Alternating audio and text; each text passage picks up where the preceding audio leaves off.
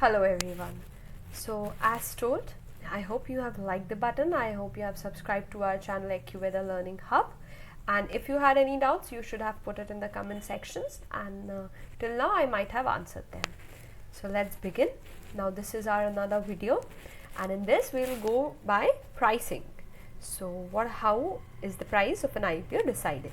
So let's begin with the video, and it's done by two types. So there are two types through which pricing of an IPO can be fixed. So one is the fixed price issue, and second one is the book building issue. So let me describe them one by one. I'll go through the details of it. So what is a fixed price issue? So 200 rupees, like last time you remember we fixed in an example 50 rupees issue price. So now here 200 rupees is our issue price. Let's take this example, and I have fixed this price. I have my company XYZ Toys Limited sat with ABC Capitals, and we have fixed this price 200 rupees. So now when my IPO will be issued, and the issuer now already knows that the fixed price is 200 rupees, and it has been decided while the outset and has been mentioned in the offer document. What is offer document? I'll explain it in detail to you later. For now, let's take it. It's a sort of document defined or designed before release of an IPO. So this is done. I have released a fixed price, no bargain, no exchange, no discount. So this is done. You have to buy it at 200 rupees per share, or you shouldn't buy it then. That's it. Now second one, which is nowadays very popular, is the book building issue price. So in this we fix two prices. They are not the selling price. One is the floor price and another one is the cap price. Floor price is the lower price, which is fixed as the lower limit, and cap price is the upper price or fixed as the upper limit. So lower price and cap price are fixed, which is known as floor and cap. So supposedly for my 200 rupees share, I wanted 200 rupee per share, but I fixed the lower price as 180 rupees and cap price as 200 rupees. So now this is a 20% price band. Yes. So whatever be your lower and upper price, it has to be a 20% difference between them. So me as a issuer has put up this 20% price band, and now I'll be collecting bids. What are bids? My bank, what was my bank? ABC Capitals. It will be releasing this IPO, and it will be telling everyone that this is the bid from 180 rupees to 200 rupees. Now all the HNIs, QIIs and NNIs will be telling okay, we'll bid for it. So now bids are collected from various investors, and final price is determined after the bidding. So bid is issued. At a time, one day ABC Capital will release the bid. Now bid will be open for 3 days, and that time HNIs, QIIs, NNIs, all of them will come up and they'll say, okay, if you fix the price at 180, then I'll buy 50 shares, or one lot, or two lot. So somebody says when you fix the price is 200, I'll buy 2 lots. If somebody says the price is 190, I'll buy 5 lots. So this is how everything is done. Bids are collected, then slowly they make out the price, that what will be the most profitable price, most gaining price for the bank. They decide it, and then the price is fixed, and whatever you have bid at that price, if your price comes out, you will get that much share, and you have to take it. So it's like a amount in your account is blocked for it. So bidding is done, price has been decided, you get the share.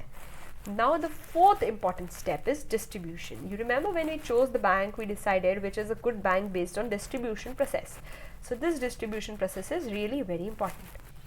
So now qualified institutional buyers, pension funds, mutual funds, all of them come up later, and they decide, okay, you have an IPO and I'll buy your IPO, I'll invest in it. So whatever be the cause, they are okay with the cause, they come up, mutual funds, pension funds, everybody, HNIs, non-institutionals, retail investors, everybody comes up.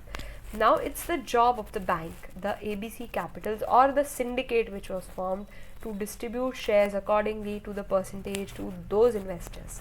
So now it's the main responsibility of the bank. It has to attract consumers, the investors, right? It has to gain something. It has to raise an IPO, or else it will have to pay from its pocket. So majorly the company also attracts, the bank also attracts, both advertise, but major process is done by the bank. So now the attraction of the consumer process is followed. Now comes the step 5, which is the application step. So QIBs, or qualified institutional bankers, now no HNIs, everybody has applied. So let me explain this to you through a story. So now government is undergoing privatization, right? So when they released IPO of IRCTC, so it's a profit making company, right? It will every time make profit since there is no competition in it. So everybody went away like, okay, we want shares of IRCTC, we want shares of IRCTC. Now people were all around, everybody wanted IRCTC shares. So there was 110% subscription. But there were 100 shares and 210 people had applied, just 110% subscription. So many of them didn't get, obviously, but now the lottery process is done, everything is followed, and some people get the shares, some retail investors don't, some HNIs get, some HNIs don't. The bank decides that through lottery. So now comes the step 6, which is this share allotment step. So we have completed 5 steps, right? Choosing the bank, then bank lists and finds out what should be the price, fixes the price of the IPO, then price fixing is done, then bidding is followed, then step 5 was application, now step 6 is share allotment.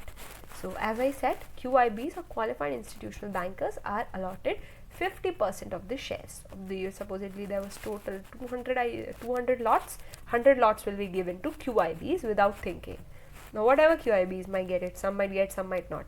Then comes the HNIs, they will be given 15%, and RIs or the retail investors will be given 35%. These has been fixed by SEBI. So now the company is listed on, finally my company is listed.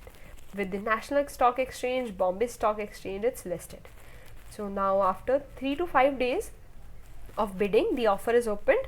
UPI applications are taken. UPI, you know, right? The payment app you use.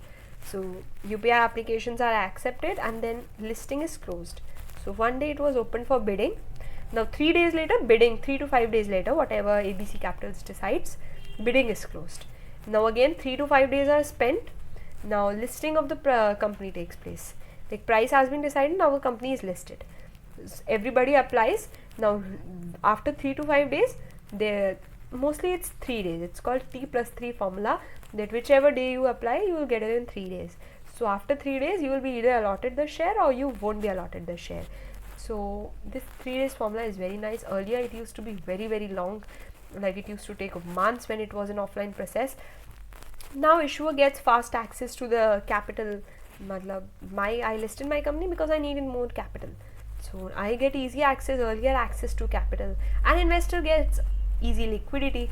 Now if he has bought my IPO but he sees another good share coming up, he needs the money back. So after 3 days he gets the IPO, the retail investor, he can sell it. For QNIs and everybody, it's 90-day limit. It's the cap price, cap limit.